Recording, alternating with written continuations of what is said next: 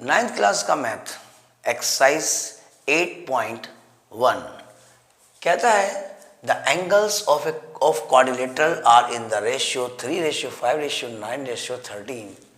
Find all the angles of the quadrilateral. मतलब एक चतुर्भुज के अगर चारों कोण आपको अनुपात में दे रखे होते हैं तो बताइए वो चारों कोण का मान क्या है, वैल्यू क्या है।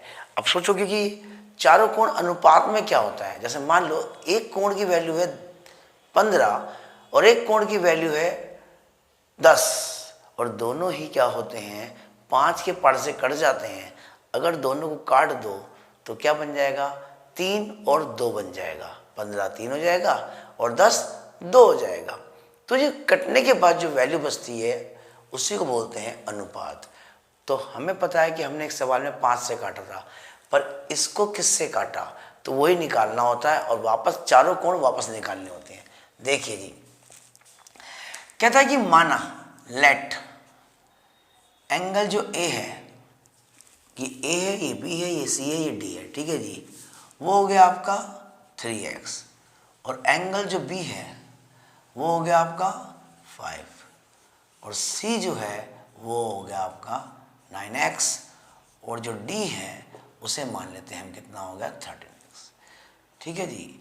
अब चारों कोणों को जोड़ लो, a प्लस बी प्लस सी और प्लस डी। मान लो चारों कोण उसके ए बी सी डी है, ठीक है, और चारों कोणों को जोड़ लो तो कितना आता है। चारों कोण जो होते हैं 360 डिग्री के होते हैं, यानी 3x जमा में 5x जमा में 9x और जमा में 13x।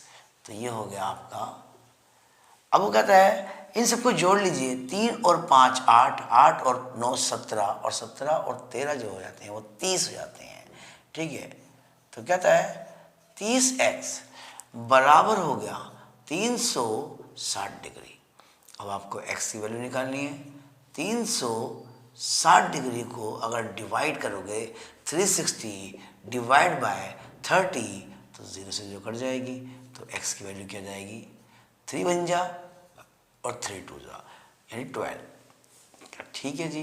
अब कहता अब देखिए उस सबको 12 से डिवाइड कर दिया गया था। अब दोबारा आएगा, जो आपने पहला कोण निकालना है, कोई भी हो A B C D P के जो भी है, अगर हमने इसको ए एक्स है तो हम कहेंगे 3x को 12 से मल्टीप्लाई कर देंगे तो 12 3 जा 36। आपका पहला एंगल आ गया। फिर वो कहता है आपको दूसरा कोण निकालना है, वो कितना है सर 5x है, तो उस 5x को 12 से गुणा कर दो तो 12 पंजे कितना हो गया 60 डिग्री हो गया। उसके बाद c निकाल लो, c कितना है 9x है, तो 9 गुणा में 12 हो गया, तो 12 निम्मा कितना हो गया 108 हो गया। 12 9 जा 108। और चौथा कोण जो है वो कितना है 13x है, तो कहता है 13 को आप 12 से मल्टीप्लाई कर दो तो 56 हो गया। 12 3 12, 12 3 जा 36, 3 और 12 बन जा 12 और 3 15 हो गया। ठीक है जी। तो ये हो गया आपका 1। अभी चारों कोण जो है ना आपके आ गए हैं, कोई मुश्किल नहीं, बिल्कुल आसान समझ लो, बच्चों वाला खेल है बस। ये रेशियो दे रखा है, सब में x लगा दो, चारों को जोड़ो 360 आएगा, इनका टोटल करो उसे डिवाइड कर दो 12 आएगा, सबको 12 से मल्टीप्लाई 12 से 12 से 12 से, और देखो सिंपल सवाल। ठीक है जी, नोट कर लीजिए।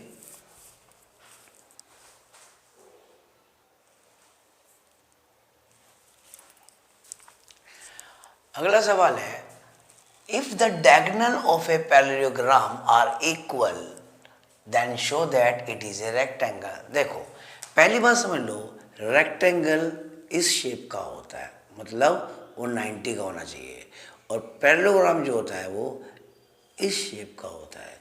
तो कहता है अगर ये पैरेललोग्राम के डायगोनल जो हैं आपको दे रखे हैं दोनों बराबर हैं, तो क्या ये रेक्टेंगल है। तो रेक्टेंगल ही प्रूव करना बस। और रेक्टेंगल प्रूफ कब होगा जब वो 90 डिग्री का होगा। देखो रेक्टेंगल इस शेप में होता है। तो ये हो गया ए, ये हो गया बी, ये हो गया सी और ये हो गया डी। आपको प्रूव करना है दोनों जो है ना 90 के हैं बस, और ये रेक्टेंगल आएगा, क्योंकि पैरेललोग्राम जो होता है, पैरेललोग्राम जो होता है अगर उसके एंगल एक भी 90 का हो जाता है, 90 डिग्री का हो जाता है, तो पैरेललोग्राम नहीं रहता, फिर वो क्या होता है, वो सीधा हो जाता है, वो पैरेललोग्राम रेक्टेंगल। ठीक है जी। तो कहता है इसकी जो डायगोनल है वो आपको दे रहे हैं हम बराबर है, और ये वाला इससे बराबर दे रहे हैं, यानी ध्यान से देखा जाए तो ये कुछ इस शेप में आएगा, इधर वाला ऐसे और इधर वाला इस शेप में आएगा। ठीक है ना। तो हमें काम उस पर करना है। तो कहता है काम कीजिए, पहले तो ये गिवन दिया क्या है आपको, गिवन दिया है ए सी इक्वल टू बी डी। ठीक है जी। और आपको प्रूफ क्या करना है, तो प्रूव करना है कि भैया A B C D is a rectangle, ये बात है। ठीक है, हम यहाँ से सॉल्व करते हैं। तो हम क्या करेंगे, कांग्रेस करेंगे, कौन सा, ए बी सी, यानी ए बी सी, और दूसरा क्या लेंगे हम, B A D, B A D. इन दो त्रिभुज की बात करेंगे। इसे हम मान लो कि ये तो हमारा ए बी सी और ये हो गया हमारा बी ए डी। अलग करके देखते तो अलग भी ना करो, चल जाएगा 2 मिनट के लिए, बात की बात है।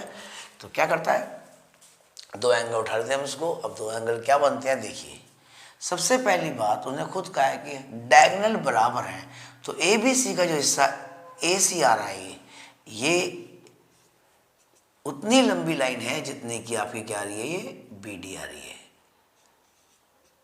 ये तो आपको पहले से ही दिया है, गिवन। ठीक है जी, दिया है या गिवन लिख दो। दूसरी बात क्या आती है, कहता देखिए हमने ले लिया, कहता अब देखो जो आमने सामने की साइड है वो बराबर है। जैसे कि इस बी सी जो आ रहा है ना, बी सी, बी सी किससे बनाएगा, वो आएगा आपका ए डी से। क्यों आएगा, ये लिख सकते हैं हम इसमें, अपोजिट साइड ऑफ पैरेललोग्राम, क्योंकि समानांतर चतुर्भुज की आमने सामने की भुजाएं opposite side of parallelogram always equal, हमेशा बराबर होती है। ठीक है, समांतर चतुर्भुज की आमने सामने भुजाएं जो होती हैं वो हमेशा बराबर होती हैं। जैसे कि यहाँ देखो, तो ये हो गया दूसरा पॉइंट। तीसरा पॉइंट वो है आपका ए बी, और यहाँ भी आ रहा है ए बी, तो यहाँ भी ए बी आ रहा है, यहाँ भी ए बी आ रहा है, तो लंबाई सेम होगी। यहाँ से यहाँ तक इधर निकल जा और यहाँ से यहाँ तक इधर निकल जा, बात तो एक ही पड़ेगी। तो वो कहता है कि जी ए बी बराबर क्या हो गया, ए बी। कैसे हो गया, वो हो गया आपका कॉमन। ठीक है जी, ए बी भी 2 बार लिख दिया है, वो हो गया आपका कॉमन, कॉमन हो गए, यानी उभयनिष्ठ।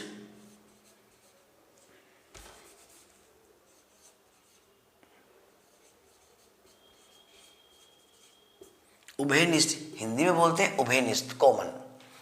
तो ये हो गया आपका ए बी सी सर्वांगसम कांग्रेंस, कौन सा, बी ए डी के। कैसे हुआ ये, एक नियम है साइड साइड का। ठीक है, बाय साइड साइड रूल। ठीक है, बाय साइड साइड रूल, या खाली एस एस एस डाल देता, मत डालो, चल जाता है यार। ठीक है जी, तो हो गया आपका ये वाला जो ट्रायंगल है, इस वाले ट्रायंगल बिल्कुल कांग्रेंस है। कांग्रेंस का मतलब होता क्या है, कांग्रेंस का मतलब होता है बिल्कुल एक जैसा, ना उससे छोटा ना उससे बड़ा, बिल्कुल एक जैसा। तो इससे अगर दोनों एक जैसे हैं तो हमें क्या मिलेगा, अगर ये वाला कोण जो है इधर वाला और ये वाला कोण जो है बिल्कुल एक जैसे हैं, तो यहाँ जो एंगल बनेगा वो क्या बनेगा, इक्वल बनेगा। तो वही तो लेना उठा के कि जो ए बी सी है, ए बी सी वो इक्वल है किसके आएगा, बी ए डी के। तो ये हो जाएगा आपका बी ए डी के। कैसे, सी पी सी टी। ठीक है जी। पर एक चीज और ध्यान रखना, एक होता है अगर कोई भी पैरेललोग्राम कि दोनों कोण को उठा लोगे आप, ये बात 7th क्लास में भी समझा गई है, 7th 8 में शायद, ठीक है। ए और बी को जोड़ोगे ना हमेशा 180 डिग्री आएगा, बी और सी को जोड़ोगे तो भी 180 डिग्री आएगा, सी और डी को जोड़ोगे तो भी 180 आएगा, और डी और ए को जोड़ोगे तो भी 180 आएगा, समझे जी। पर ए और सी को जोड़ोगे नहीं आएगा, इसे बोलते हैं हिंदी में आसन्न कोण, यानी एडजेसेंट एंगल जो बोलते हैं, ठीक है। या बोल सकते हैं इसको को इंटीरियर एंगल, को इंटीरियर। तो वो क्या करेगा, दोनों बराबर है, ए बी सी प्लस इन दोनों को ऐड करना है बी ए डी, समझे। इसे बोल सकते हैं आपको को इंटीरियर एंगल। तो को इंटीरियर एंगल से ये दोनों हो जाते हैं, पर दोनों ये दोनों होते हैं 180 के, क्यों होते हैं, को इंटीरियर एंगल,